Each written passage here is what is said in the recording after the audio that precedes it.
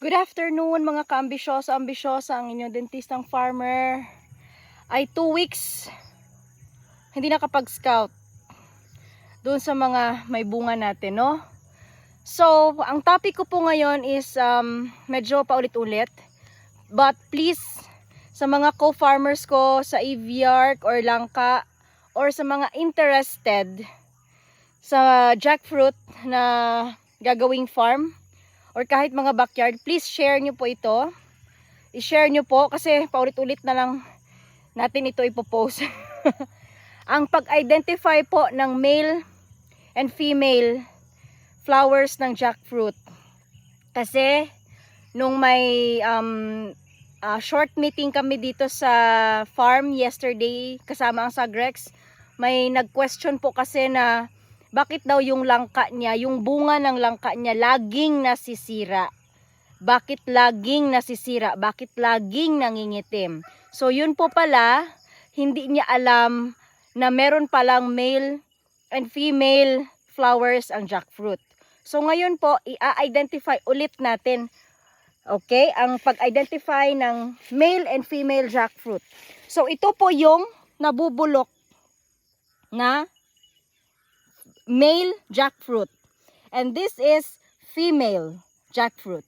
So, paano natin ma-identify ang male and female jackfruit? So, dito sa puno na to, in fairness, marami ng male.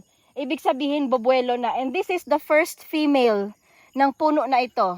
Katabi niya yung merong dalawang puno ay bunga na. Ayan, oh. Okay, so, aray ko. Dito natin identify, ha? Wait lang, baka madulas ako pa hulog sa baba. So this both, itong mga bilog, ito, flowers or mukhang bunga ay male. So ano ang characteristics ng male? Number 1, mahaba yung stem. Number 1, mahaba yung stem.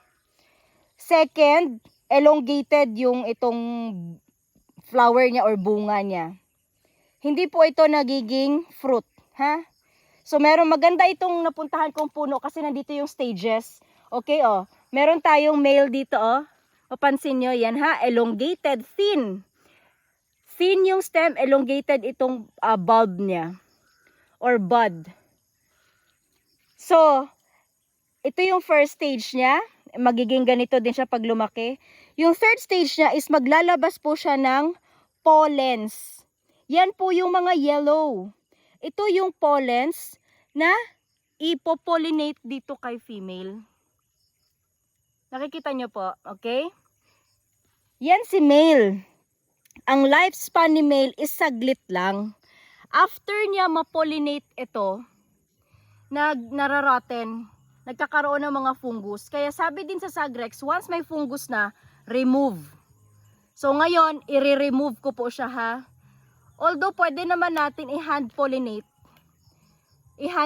I-dispose ko na po ito, ha, kasi ito rin yung magkukos na magkaka-fungus itong female natin. Total, meron naman dito. May mapagkukunan pa. Actually marami, may lumabas. Ayan pa, oh. Ito pa. Okay? And tingin ko ito, oh, may female dito. I assume lang, ha. So, yun yung difference po, ha. Pagdating naman sa female, si female, ang stem niya po ay broader. Para, pag lumalaki siya, nakikerry niya yung bunga. Si male, hindi po. Manipis lang talaga si male at elongated. Broader and shorter. And very prominent itong crown dito sa leeg. Very prominent. Plus, yung bunga niya, hindi siya ganun ka-elongated. Medyo bansot na pabilog. And mga ilang weeks na lang, prominent na yung thorns niya. Okay, may mga ano to, iras ba to? Yeah. Alright, so eto, susubukan ko to i-hand pollinate. Once lumabas na yung fruitlets, ito po hindi pa to na po pollinate ng hand. Unless yung natural pollinators natin ang mag-pollinate, yung mga bees, mga butterflies, or other insects. Pero tutulungan ko itong i-pollinate once lumabas na yung fruitlets niya. Ganitong edad po hindi pa lumalabas yung fruitlets niya, hindi pa visible. May time na sinubukan ko itong ganitong size i-pollinate. Kinabukasan nahulog, na-stress po siya. So ang ginagawa ko, pag mag-hand pollinate ako, mga 3 inches, yung isang ganito ko na. Okay? Pag ganoon na kasi yung size niya, 3 inches, prominent yung fruitlets, yung mga color white na hair-like. Okay? Doon ako pipitas ng mga male. Alright? Nakakahingal. Sige po mga ka-ambisyosa, sana i-share nyo ha.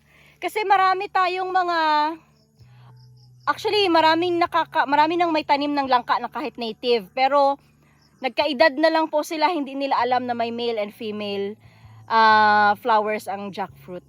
So akala nila pag nakikita yung maliit na nabubulok, sira yung tanim, sira yung puno nila. Kaya pinuputol nila yung mga langka.